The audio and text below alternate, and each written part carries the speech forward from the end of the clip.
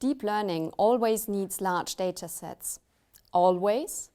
Not always. With anomaly detection in MVTec HALCON, you only need about 20 images to train a deep learning model for binary classification tasks, like defect detection.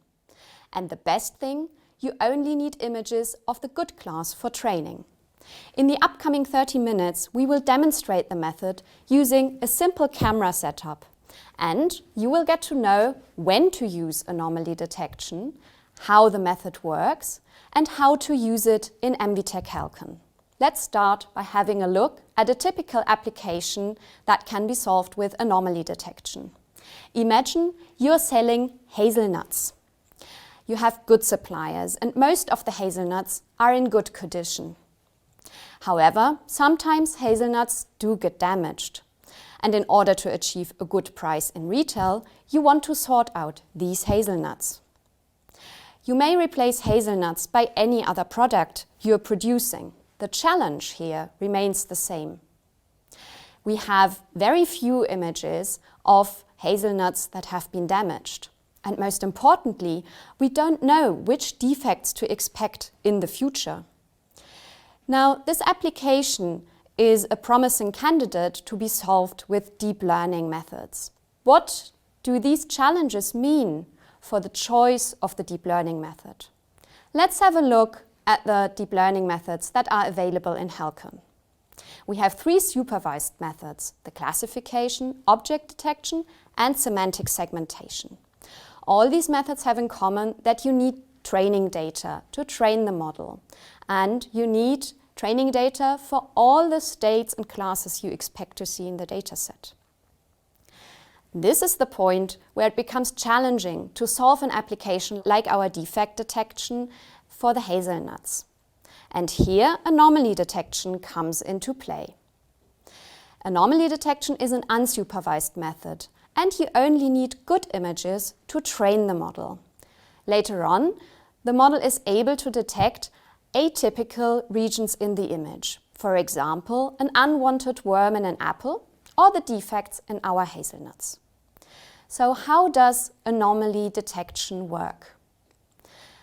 I already mentioned that in anomaly detection, the deep learning model is trained only with good images.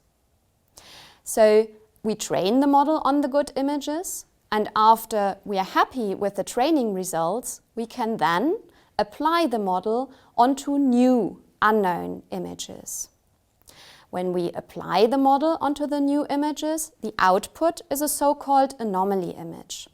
And with a suitable threshold, we can then see where in the image the defect is, and we can decide whether there is a defect in the image at all or not. If we apply the model to an image without a defect, also this can be concluded from the anomaly image. Now, the method already shows three great advantages of anomaly detection. The first advantage is that you only need to train on good images. And this leads to the second advantage. There's no time-consuming labeling involved for anomaly detection. The third advantage is that you not only receive a classification decision whether the image is okay or not, but you also get a segmentation of potential anomaly regions in the image. But there's yet another advantage of this method. While for many other deep learning methods you need a lot of data to train the model, here, for anomaly detection, 20 to 100 images are enough to train the model. Having heard all these great advantages of anomaly detection, you might think that you should not consider at all classification anymore for binary classification tasks.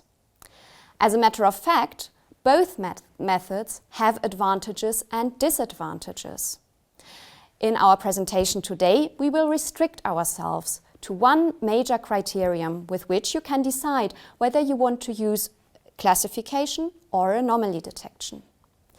If you have a data set where both states are represented Equally, where you have enough data for the OK and the not OK state, we recommend that you use classification.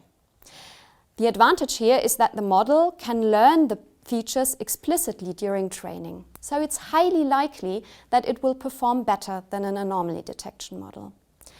If you have a situation where you have only few images or you don't know how the defects will appear later on, anomaly detection is the matter of choice.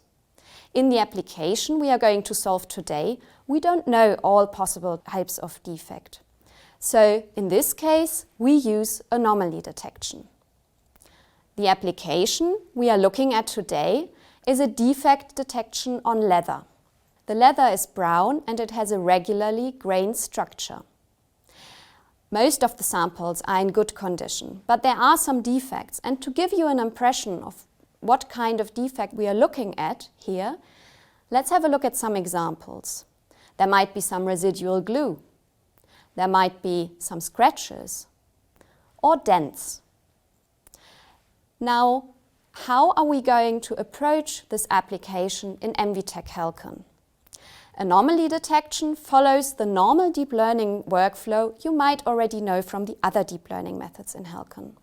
You have a preparation step where you prepare the dataset. You train the model in the second step. The third step is for evaluating the trained model. And once you are happy with the trained model, you can move on to the fourth and final step, the so-called inference phase, where you can apply the trained model to new images. How does this work for anomaly detection? For anomaly detection, first of all, you have to acquire a dataset. Today, we are going to use this simple setup for acquiring the dataset. We are using a camera with a perspective lens and a ring light. Once we've acquired the dataset, we can straight move on to the training because there's no labeling necessary here. So we import the dataset into HDevelop and move on to training, followed by the evaluation step. For this, we are going to use a standard laptop with a Core i7 CPU. After we are happy with the model, we are then going to apply it onto new data. For this, we save it to the disk, and in our case, we want to use it on an embedded board. So we transfer the file onto this Jetson Nano board. The Jetson Nano board has a CPU as well as a GPU that sits underneath this passive cooling element. We have installed HALCON on the Jetson Nano and we use it with a dongle license. Now, let's start and have a look at the first step, the data preparation. So, for acquiring our dataset, first of all, we of course need samples. So we have some good samples. And I already mentioned that we also have some examples for defects that might appear later on. So here are our examples for the defects. For the data acquisition, we have prepared an HDevelop script. This script uses standard HALCON functionality. I have started it already, and you see the first sample underneath. Before we start acquiring the dataset, let's have a look at the samples. So you see here the leather with the regularly grained structure. Let's give you an impression of a defect we might expect. Here you see a sample with a defect, a scratch, and some lower contrast marks. Okay, so now I think we are ready to acquire our dataset. For this, we move back to our good sample and we start acquiring the dataset. During data acquisition, we move from one spot on the leather to the next, making sure that no part of the leather is imaged twice. So we are going to acquire 22 good images and also 10 not okay images. As you know, we don't need the not okay images for training. However, you will see that later on during the evaluation phase, they can be very beneficial to have. So once we have acquired the data set, we can then move on to the next step, the training. For training, we need two major things, the data set, and the second thing is a pre-trained model. Let's have a look at the data set we are using. The data set has been acquired, and for training it needs to be split. For this we have a standard procedure, split DL dataset, and we put 10 OK images in the training split, 2 in the validation split, and another 10 OK images in the test split. All the images we've acquired for the not OK samples we are going to put in the test split. They're not required for training, but we will use them later on for the evaluation. Now that we have the data set ready, let's have a look at the model we use as a starting point for the training.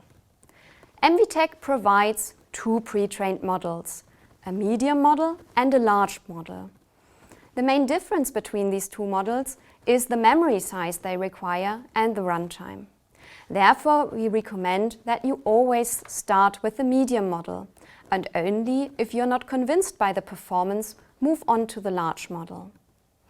So, let's approach the training now. We have the data set acquired and prepared. We have chosen a model provided by MVTec, and now we have to set some parameters for the training. Here we can also use the default parameters that are set in HALCON. With these three things, we can now call the standard procedure train DL model to train our model. Now, let's have a look at this in practice. Of course, for this we need the entire data set. And this entire data set we've already acquired for you behind the scenes. It has taken us roughly 10 minutes. Let's have a look at the images we acquired. We have acquired 22 good images. You see the regularly grained structure of the brown leather. Additionally, we have acquired some defect images. Here we have a closer look at them. There are some marks, residual glue. There are some holes from the sewing, and then some dents as well, and many other types of defects. With this dataset, we can now start the training. For this, we have prepared an HDevelop script. We have adapted the script from the standard example, and this is also what we recommend to you if you want to try out anomaly detection for your application. Two parameters that are worth thinking about are the image width and the image height. You might want to adapt them according to your requirements. Additionally, we set the training parameters, and you see here that there are only 4 training parameters. As a starting point, you can use the preset values. We read the dataset, and then we split the dataset. For both, we have standard procedures available. Once we've read the dataset, we also need to pre-process the images. And for anomaly detection, it's worth considering a customized pre-processing. In our case, we reduce the margin of the images. If you want to have more information on customized pre-processing, have a look at the standard example available for anomaly detection. Now, once the pre-processing is done, we inspect the images visually to double-check that nothing went wrong during pre-processing. Once we've checked the images, we can then choose a pre-trained model and read it with the operator readDL model. With the model, we can then set the training parameters we have defined at the top of the script. Now we have the dataset, the model and the parameters, so we can start the training by calling the standard procedure trainDL model. Once the training is started, a window opens that displays the parameters. And the training is already finished after just 3.6 seconds. We should mention here that we've used HALCON 2005 for this. In HALCON 2005, there has been a major speed up for the training and the inference of the anomaly detection. Now that we've trained our model, we should have a look at what the output of the trained model is. When we apply the model to an image, we first get an anomaly image. Additionally, we get a global anomaly score. Clearly, this is not yet a decision. And the question at hand is, what is an anomaly? The result we are interested in is the image okay or not okay, and where in the image is a potential anomaly region. So how do we get to this decision?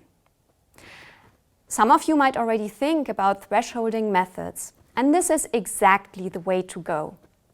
So now we only need to determine suitable thresholds. And this is part of the next step, the evaluation. So we are going to determine two thresholds. One, local threshold for the anomaly image in order to segment possible anomaly regions. The second threshold is a global one in order to determine whether an image is okay or not okay. So let's first have a look at the threshold for the segmentation. For this threshold, we use the validation split. In the validation split, we only have okay images.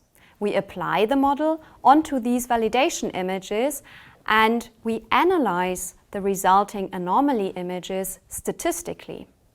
From this gray value analysis, we can then determine a suitable anomaly segmentation threshold.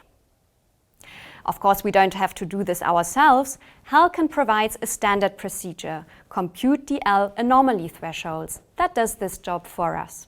This procedure not only determines the threshold for the segmentation, but also for the classification. So let's have a look at this threshold. This threshold is determined on the test split. You see a diagram on the left that describes how this threshold is determined. In the diagram on the x-axis, you have all possible thresholds you could choose for the anomaly score in order to classify the image. On the y-axis, you have the fraction of wrongly classified images. There's a histogram in blue and one in red. The histogram in blue is the fraction of wrongly classified OK images. And the histogram in red is the fraction of the wrongly classified not OK images. So if you have not OK images in your dataset, not only one threshold will be determined, but 3 thresholds will be returned. The first threshold is the threshold at which all OK images are correctly classified. The second threshold is the threshold at which all not OK images in the test split are correctly classified. And the third threshold is an intermediate value. This value is optimized for the best overall performance. In our case, we are interested in this best performance, the lowest overall error rate, so we are going to work with the last value. Now that we have determined these two threshold values, we can go back to the output of our model. We apply the anomaly classification threshold onto the anomaly score in order to decide whether an image is okay or not okay. Then we apply the anomaly segmentation threshold onto the anomaly image in order to decide where in the image possible anomaly regions are located. With this, we now have enough knowledge to go back to our script to look at this in practice. So let's go back to the script. So first of all, we calculate the thresholds with the procedure we've just discussed. Once the thresholds are computed, we can then use the standard procedure evaluate DL model to evaluate the measures that describe how well our model performs.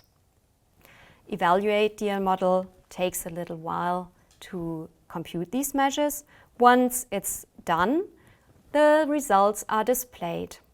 For this, there's also a standard procedure available. First of all, we see the diagram which we've just seen that explains how the classification thresholds are determined. Additionally, this procedure can also display pie charts that describe the precision and the recall, so the statistical evaluation measures. You see these in the middle. On the right, you see the confusion matrix. In our case, our model performs perfectly. There are no erroneously classified images in the test split. If you have a more challenging task, in particular the confusion matrix can be very helpful to localize potential problems and optimize your dataset as well as your training. Once we are done with the statistical analysis, let's have a look at the results themselves. For this, we apply the model onto the test images. We threshold the results, and afterwards we can use the standard procedure def display DL data to display the results. This standard procedure opens two graphics windows, one with the image and the corresponding legend, and one with the anomaly image and a corresponding legend. Let's have a look at some images that contain defects. First of all, we have some residual glue. This is correctly identified. Here we have the tiny little holes from the sewing. Also, these are correctly identified. In the last image, we see some dents, and they are found correctly as well. Now that we are happy with our trained model, we can move on to the fourth and final step, the inference. For this, we don't need the training samples anymore.